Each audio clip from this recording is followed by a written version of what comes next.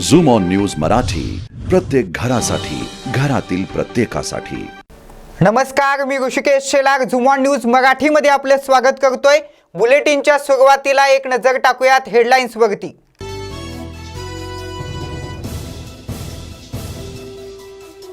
एकतर्फी प्रेमातून मुलीवरती चाकू हल्ला।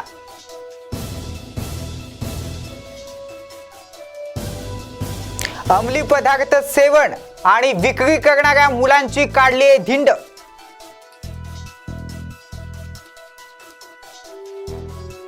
महापे MIDC मध्ये भीषण आग।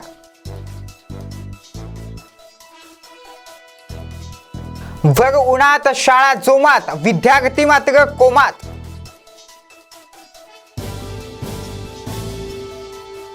आम्ही तेढ वाढवत नाही तर कायद्याची अंमलबजावणी करा, सांगतो मोहित कंबोज यांचं विधान।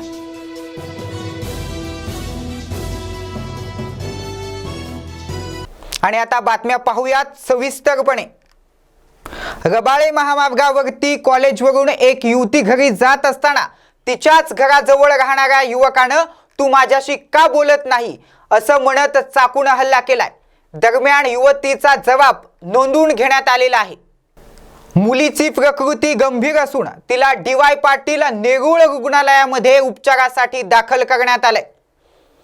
दरम्यान आरोपीला न्यायालयात हजर करून पोलीस कोठडी सुनावण्यात आली आहे, अशी माहिती पोलीस गुन्हे शाखेच्या उपायुक्तांनी दिली आहे।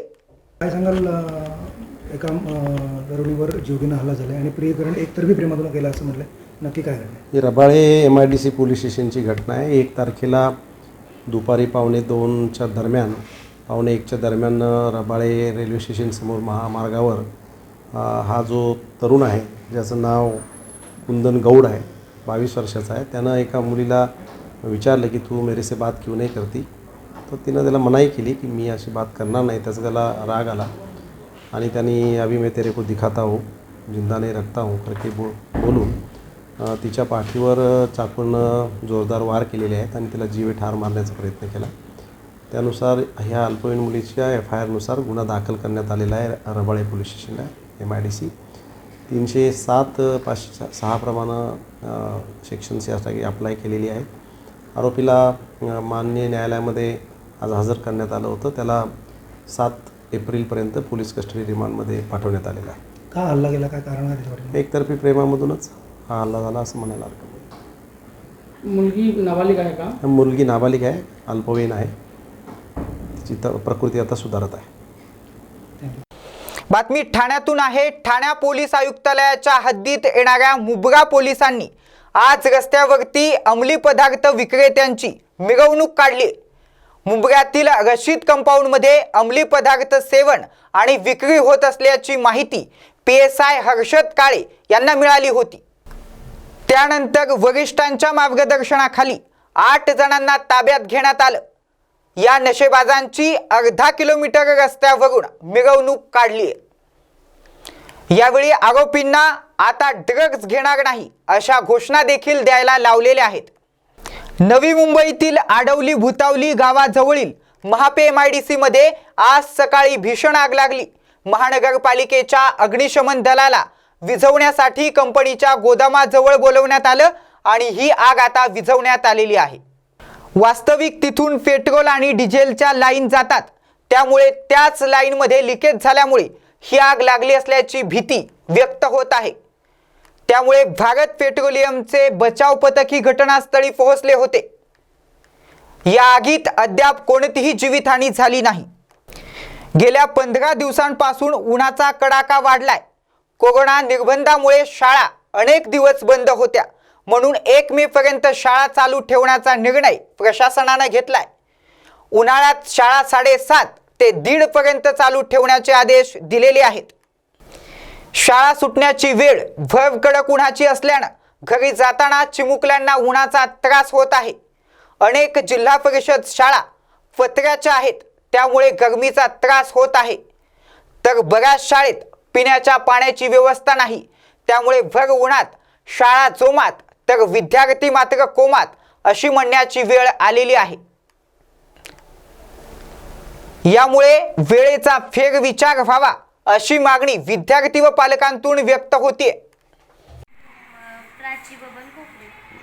शाळेचं टायमिंग कसं आहे? आमच्या शाळेचा टायमिंग 7:30 ते 1:30 असल्यामुळं 7:30 ते 1:30 आहे. तर 1:30 वाजता आम्हाला घरी जाताना फार ऊन लागलं जातं, म्हणून काही विद्यार्थी आजारी देखील पडलेले आहेत. म्हणून शाळेची वेळ कदाचित बदलावी लागेल आपल्याला. आणि आता आमचा शाळेचा अभ्यासक्रम देखील संपत आलेला आहे. किती वाजेपर्यंत असं वाटते शाळा? किती वाजेपर्यंत शाळा असं वाटतं? 7:30 शक्यतो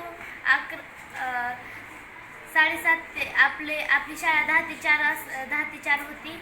4 वाजता एवढं ऊन नव्हतं, म्हणून 10 ते 4 शाळा होती, तीच बरी होती. किंवा सकाळी 7:30 ते 11 आणि संध्याकाळी 4 ते 6. हां, तशी पण चालेल. 10 ते 11ला ऊन चालू होतं, ते 5:30ला संपलं जातं ऊन. म्हणून काही विद्यार्थी आमच्या शाळेतील आजारी पडलेले आहेत आणि आमचे पालक देखील आम्हाला पाठवत नाहीत शाळेत, की 1:30 वाजता फार ऊन लागलं जातं, म्हणून आमचे पालक आम्हाला शाळेत पाठवत देखील नाही. ऊन लागलं जातं त्यामुळे आमचे पालक आम्हाला पाठवत नाही. काही मुलं तर शाळेत येणंच टाळतात, कारण त्यांना 1:30 वाजल्यावर उन्हाचा खूप त्रास होतो. त्या मुलांसाठी ऊन लागणं हे धोकादायकच आहे. म्हणून पाणी कसं आहे प्यायचं? आमच्या शाळेत पाण्याची देखील सोय नाही. हा फार कडक उन्हाळा आहे. आता स्टार्ट झालेला आहे उन्हाळा आणि पुढं तर किती ऊन लागेल, म्हणून आमच्या शाळेत पाण्याची देखील सोय नाही. मधल्या सुट्टीत मुले सगळे पाणी आणण्यासाठी जातात घरी, तेव्हा देखील खूप ऊन लागलं जातं, म्हणून पालक म्हणतात की तुम्ही जातच शाळेत. चंद्रकांत लकडे माझा विद्यार्थी ह्या शाळेत शिकत असून सकाळी शाळा 7:30 वाजता भरते भरत असून दुपारी भर उन्हाच्या टायमाला म्हणजे 1:30 ते 1:45च्या आसपास शाळा सुटते. मुलं एकटीच उन्हाच्या ह्याच्यात असल्या रखरखत उन्हात घरी चालत येते, ते कुणाच आजारी पडते, कुणाचे पालक घरी असतात नसतात. त्याच्यासाठी शाळेनं किंवा प्रशासनानं ह्याची दखल घेऊन शाळा सकाळच्या सत्रात थोडीशी लवकर भरवून लवकर सोडून किंवा संध्याकाळी 4च्या आसपास जरी भरविली तरी चालेल. सर्वोच्च न्यायालयानं भोंगे संदर्भात काय ऑर्डर दिली याची माहिती मोहित कंबोज यांनी दिली. गृहमंत्री वळसे पाटील म्हणतात की धार्मिक तेढ वाढवू नका, पण आम्ही तेढ वाढवत नाही तर कायद्याची अंमलबजावणी करा असं सांगतोय, असंही कंबोज म्हणालेत. पाहुयात ते नेमके काय म्हणतात. नमस्कार। आजान को लेकर इलीगल तरीके से लाउड स्पीकर पर जो एक बंद करने की मांग कुछ दिनों से हम लोगों ने की थी, सुप्रीम कोर्ट ऑफ इंडिया से लेकर हाई कोर्ट तक अनेक जजमेंट ऐसे हैं 1978 से लेकर पिटीशन जो फाइल हुई सुप्रीम कोर्ट तक में, और 2020 में इलाहाबाद हाई कोर्ट में एक ऑर्डर भी आया लाउड स्पीकर के खिलाफ। देखिए, हम किसी भी धर्म के खिलाफ या उनके पूजा पाठ के खिलाफ नहीं है। इलीगल तरीके से जो लाउड स्पीकर लगे हुए हैं उसको उतारना चाहिए, ये हमारी सिर्फ मांग है। 1998 में रिट पिटीशन 72 सुप्रीम कोर्ट में नॉइज पोल्यूशन को लेकर एक दाखिल हुई थी, जिसका जजमेंट 18/7/2005 को आया। इसमें गाइडलाइंस दी गई सुप्रीम कोर्ट ने, जिसमें लाउड स्पीकर का इस्तेमाल 10 डेसिबल के ऊपर आवाज नहीं होनी चाहिए, इलीगल बिना परमिशन के लाउड स्पीकर का इस्तेमाल करना, अवेयरनेस कि कैसे लोगों को बताना चाहिए कि नॉइज पोल्यूशन से क्या क्या तकलीफ होती है, उसको नॉइज पोल्यूशन को शिक्षा एजुकेशन में भी कंसीडर करना चाहिए, और सरकार को गाइडलाइंस देना जनरली कि इसके ऊपर अगर कोई रूल्स एंड रेगुलेशंस तोड़ता है तो इसके ऊपर क्या कार्रवाई करनी चाहिए। डिटेल जजमेंट है। मेरा सवाल से महाराष्ट्र की सरकार, माननीय मुख्यमंत्री उद्धव ठाकरे जी से, माननीय होम मिनिस्टर दिलीप वलसे पाटिल जी से, जो लाउड स्पीकर के ऊपर कार्रवाई करने की बात करते हैं कि जिन्होंने उतारने की मांग की, हम उनके ऊपर धार्मिक गतिविधि या धार्मिक सेंटीमेंट हर्ट करने का वो प्रयत्न कर रहे हैं, इसलिए हम उनके ऊपर कार्रवाई करेंगे। सर, हम लोग कोई धार्मिक सेंटीमेंट हर्ट करने की बात नहीं कर रहे। जो कोर्ट का कानून है, जो कॉन्स्टिट्यूशन ऑफ इंडिया के अंदर जो right of fundamental rights of religion या नॉइज पोल्यूशन को लेकर जो सबको राइट मिला हुआ है, उसमें जो जजमेंट आया हुआ है उसके लिए हम बात कर रहे हैं। इसको आप धार्मिक बात आप कर रहे हैं। धार्मिक कोई इसको किसी के भी धर्म के खिलाफ हम नहीं है। सिर्फ कोर्ट के आदेश को लागू करना चाहिए और लोगों को लाउड स्पीकर के ऊपर जो अजान सुनने से लोगों को तकलीफ हो रही है उसको बंद करना चाहिए। यही हमारी मांग माननीय गृह मंत्री दिलीप वलसे पाटिल साहब से है। अजान होनी चाहिए, लेकिन अजान आप वर्बली करिए, वॉइस से कीजिए, लाउड स्पीकर में बंद कीजिए। बहुत बहुत धन्यवाद। जय हिंद, भारत माता की जय, वंदे मातरम, हर हर महादेव, जय महाराष्ट्र। नांदेडमधील प्रसिद्ध बिल्डर संजय बियाणी यांच्यावरती आज सकाळी अज्ञाताकडून गोळीबार झालाय। ही खळबळजनक घटना आनंदनगर परिसरात घडली। गोळीबारात संजय बियाणी गंभीर जखमी झालेत। बियाणी हे आज सकाळी कामानिमित्त घराबाहेर पडत असताना अचानक 2 जण दुचाकीवरती आले आणि काही कळण्याच्या आत बियाणींवरती गोळीबार केला। गंभीर जखमी झालेल्या बियाणी यांना तातडीने उपचारासाठी खाजगी रुग्णालयात दाखल करण्यात आले। घटनेची माहिती मिळताच घटनास्थळावरती पोलीस दाखल झालेले आहेत। गोळीबाराचे कारण अद्यापही स्पष्ट असलं तरी बियाणी यांना 1 वर्षभरापूर्वी कार्यालयात येऊन दोघांनी 5 कोटींच्या खंडणीची मागणी केली होती। त्यामुळे आता हा हल्ला खंडणीसाठी तर झाला नाही ना असा संशय पोलिसांना आहे। आणि अतिशय महत्त्वाची बातमी, कोणी कितीही प्रयत्न केले तरी समृद्धी महामार्गामधून माझं नाव मिटू शकणार नाही। गेल्या 20 वर्ष ही संकल्पना माझ्या डोक्यात होती। जेव्हा राज्याच्या जनतेनं मुख्यमंत्री म्हणून संधी दिली तेव्हा तो महामार्ग बांधला, असे विधान फडणवीसांनी केलंय। मला आनंद या गोष्टीचा आहे की जेव्हा समृद्धी महामार्गाला जे लोक विरोध करत होते आज तेच लोक श्रेय घेण्यासाठी उद्घाटनाची तयारी करत आहेत। समृद्धी महामार्गाचा उद्घाटन झालं तर आनंदच होईल, मात्र त्याचं काम पूर्ण केल्यानंतर उद्घाटन केलं तर जास्त बरं होईल, कारण काम पूर्ण न करता उद्घाटन केल्यास समृद्धी महामार्गाचं महत्त्व कमी होईल असंही फडणवीस म्हणालेत। मला समृद्धी महामार्ग सुरू झाला पाहिजे, त्याकरता मला अतिशय आनंद आहे। केवळ मला एवढंच वाटतं की त्याची कामं अजून पूर्ण झालेली नाहीत। ती कामं पूर्ण करूनच त्याचं उद्घाटन केलं तर ते अधिक चांगलं होईल। घाईघाईत उद्घाटन आटपून घेतलं तर मला असं वाटतं की तरी रस्ता सुरू होऊ शकेल, पण त्यातनं त्या रस्त्याला जे महत्त्व आहे ते महत्त्व कुठेतरी कमी होईल। त्यामुळे मला असं वाटतं की त्याची कामं सगळी पूर्ण करावी आणि त्यानंतर त्याचं उद्घाटन करावं। पण त्याचं कधी उद्घाटन झालं तरी मी त्याचं स्वागतच करेन। मुंबईच्या मेट्रोच्या कामात पाहिलं तुम्हाला याही कामात शिवसेना श्रेय घेण्याच्या तयारीमध्ये आहे। मूळ संकल्पना तुमची होती, तुमचं समृद्धी महामार्ग कोणी कितीही प्रयत्न केला तरी माझं नाव त्याच्यावरनं मिटवता येणार नाही आणि ते काही माझं श्रेय नाही। जनतेने त्यावेळेस मुख्यमंत्रीपदाची संधी दिली आणि ही संकल्पना 20 वर्ष माझ्या डोक्यात होती की अशा प्रकारचा रस्ता झाला पाहिजे आणि त्यावेळी आम्ही तो करू शकलो। मला या गोष्टीचा आनंद अधिक आहे की त्यावेळी या रस्त्याचा जे मोठ्या प्रमाणात विरोध करत होते आता ते लोक देखील या रस्त्याच्या उद्घाटनाचा प्रयत्न करतायत, ही आनंदाची गोष्ट।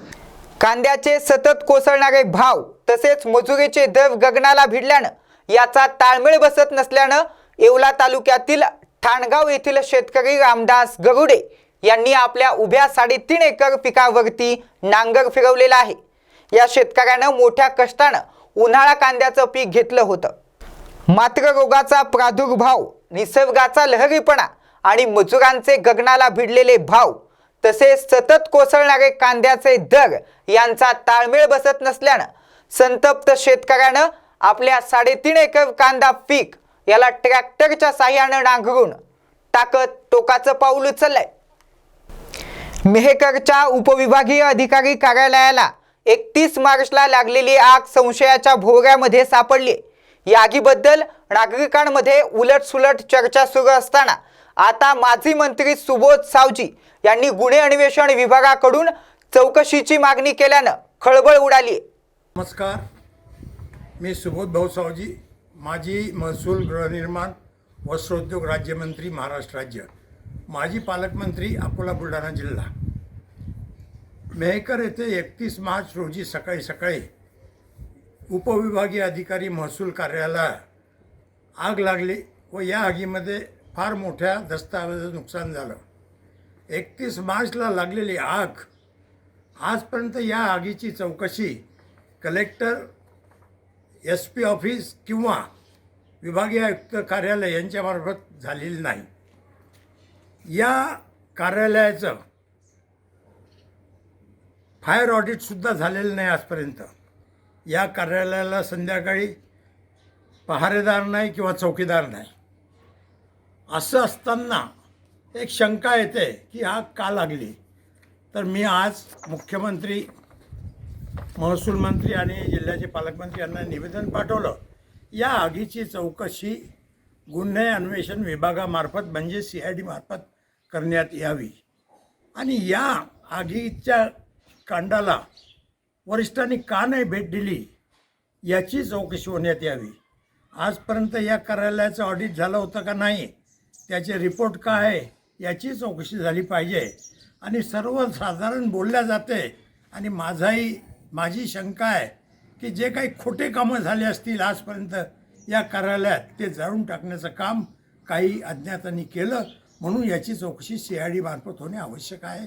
धन्यवाद. अकोल्यात TET परीक्षेत झालेल्या घोटाळ्याचा फटका शासकीय संगणक लघुलेखन परीक्षेला बसलाय. या संदर्भात विद्यार्थी आणि शिक्षकांनी आपल्या काय प्रतिक्रिया दिल्यात पाहूयात. महाराष्ट्र राज्य परीक्षा परिषदेद्वारे घेण्यात येणाऱ्या संगणक टंकलेखन व परीक्षा ह्या नोव्हेंबर 2021 झाल्या. मात्र आज 5 महिने होऊनही त्यांचा निकाल अद्यापही अघोषितच आहे. त्यामुळे पालकवर्ग, विद्यार्थीवर्ग आणि संस्थाचालक हे सुद्धा हैराण झालेले असून ह्याचा निकाल लवकरात लवकर लागावा अशी प्रत्येक संस्थाचालकाची मागणी आहे. याचे दूरगामी परिणाम त्यामुळे दिसून येत आहे. निकाल न लागल्यामुळे ज्या डिसेंबरपासून नवीन सत्र सुरू झालेलं आहे, अद्याप त्यांच्या परीक्षा केव्हा होतील याचासुद्धा घोळ आहे. कोरोना काळात जवळपास सर्व संस्था ह्या बंद होत्या. या बंद संस्थामुळे विद्यार्थी वर्ग येत नव्हता. संस्थाचालक किंवा टंकलेखन संस्थांची अशी परिस्थिती आहे की यांना कुठलंही अनुदान देण्यात येत नाही. केवळ विद्यार्थ्यांच्या फीवर हा सर्व डोलारा सांभाळावा लागतो. त्यामुळे संस्थांचे भाडे असतील, इलेक्ट्रिक खर्च असेल, संगणकाचा मेंटेनन्स खर्च असेल, विद्यार्थी जरी नसले तरी हा प्रत्येकाला तो लागू होता. त्याच्यामुळे सुद्धा हा वर्ग हैराण झालेला आहे. त्याच्यामुळे हा सगळं विचार करून हा सुरळीत होईल. आता जवळपास निर्बंध जे होते कोरोनाचे ते शिथिल झालेले आहे. त्यामुळे परत एकदा ही टंकलेखन संगणक टंकलेखनाची गाडी रुळावर यावी अशी प्रत्येक पालकाची, विद्यार्थ्याची आणि आमचीसुद्धा संस्थाचालकाची इच्छा आहे. त्यामुळे याकडे शासनाने त्वरित लक्ष देऊन निकाल लवकर घोषित करावा आणि येणाऱ्या परीक्षा याचं वेळापत्रक जाहीर करावं अशी मागणी सर्व स्तरातून होत आहे. आणि अतिशय महत्त्वाची बातमी, पालकमंत्री बच्चू कडू यांनी रवी राठी यांची भेट त्यांच्या निवासस्थानी जाऊन घेतली. त्यानंतर राष्ट्रवादी काँग्रेस प्रदेश संघटक सचिव रवी राठी यांच्या निवासस्थानी भेट देऊन मूर्तिजापूर मतदारसंघ व बार्शी टाकळी मतदारसंघ यांच्या विकास कामाबद्दल चर्चा करण्यात आली. यावेळी त्यांचे शाल व श्रीफळ देऊन सत्कार देखील करण्यात आलेला आहे. यावेळी मोठ्या संख्येने जनसमुदाय उपस्थित होता. विनम्र अभिवादन करतो. एकदा सगळे मिळून नारा देऊ, बोल भारत माता की जय. दूध घेतलं का? चांगलं का रे? आवडलं का तुम्हाला? एकानेच आवडलं जास्त. मंचकार उपस्थित आमचे सत्यसाई ट्रस्टचे संतोषजी, ज्यांच्यामुळे हा खास कार्यक्रम झाला, ते आमचे संतोष अग्रवाल, उपसंचालक आमचे राठेजी, ज्यांनी मला वाटतं देशामध्ये या मूर्तिजापूरचं नाव रोजगाराच्या माध्यमातून पोहोचवलं. ते मुख्य कार्यकारी अधिकारी, त्यांच्यासाठी एकदा टाळ्या वाजवा. खरं तर एक चांगलं काम, एका भागामध्ये अतिशय चांगलं काम त्यांनी केलं. आमचे किरके साहेब, सम्राटजी डोंगरदेवे, राठेजी, शिक्षणाधिकारी, मला वाटतं संतोषजी अग्रवालने आमच्याकडे हा प्रस्ताव आणला आणि लगेच त्याची सुरुवात आम्ही उपसंचालक साहेबांना सांगितलं, शिक्षण अधिकाऱ्यांना सांगितलं आणि त्यांनी परवानगी दिली जरी पालकमंत्री मी असलो तरी शासकीय परवानगी हे आखरी अधिकारी देतं. आम्ही आदेश देतो, पण त्याच्यावर रेघोट्या उमट्याचं काम अधिकारी करत असतात. ते SR9 म्हणायचं ते त्यांचं काम असते.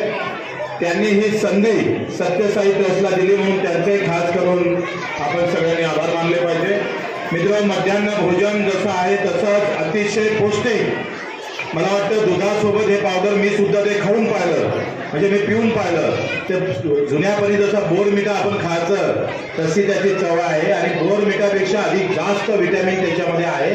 निश्चितच आमच्या गरीब विद्यार्थ्यांना त्याचा फायदा झाल्याशिवाय राहणार नाही असा माझा विश्वास आहे. आणि ते मूर्तिजापूर नाही तर पूर्ण अकोलाभर आपण हे सुरू करणार आणि एकदा अकोलाभर झालं का पाचही जिल्ह्यात आपण याला सुरू करणार आहोत. शाळा आम्ही आता ठरवलं का जसं अपंगाची चळवळ आपण 10-15 वर्ष चालवली, पण त्याच्यानंतर आम्ही अनाथांची चळवळ चालवली, शेतकऱ्यांची चळवळ चालवली. आता याच्यानंतर अकोला जिल्ह्यामध्ये किमान 60 शाळा या 7 ते 8 महिन्यात आम्ही आंतरराष्ट्रीय स्तरावर नेल्याशिवाय राहणार नाही. त्या दर्जाच्या आपण करू. कारण का स्कूल है तो कल है, स्कूल नहीं है तो फिर कल का अंधेरा कायम है.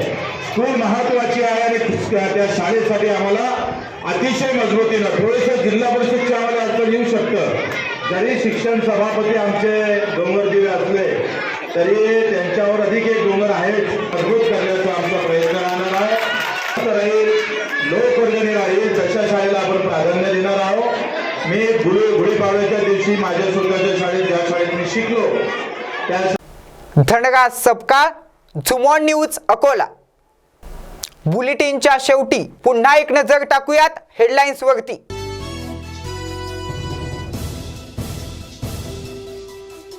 एकतर्फी प्रेमातून मुलीवरती चाकू हल्ला.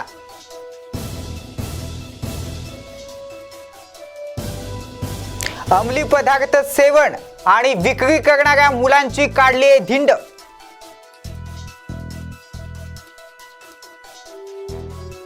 महापे MIDC मध्ये भीषण आग.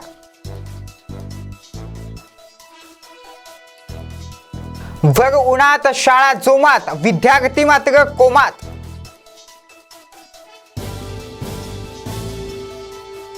आम्ही तेढ वाढवत नाही तर कायद्याची अंमलबजावणी करा सांगतो मोहित कंबोज यांचं विधान.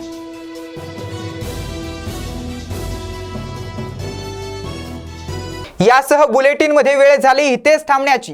ताज्या आणि महत्त्वपूर्ण बातम्यांच्या अपडेटसाठी पाहत रहा झूम ऑन न्यूज मराठी. प्रत्येक घरासाठी, घरातील प्रत्येकासाठी. झूम ऑन न्यूज मराठी, प्रत्येक घरासाठी, घरातील प्रत्येकासाठी.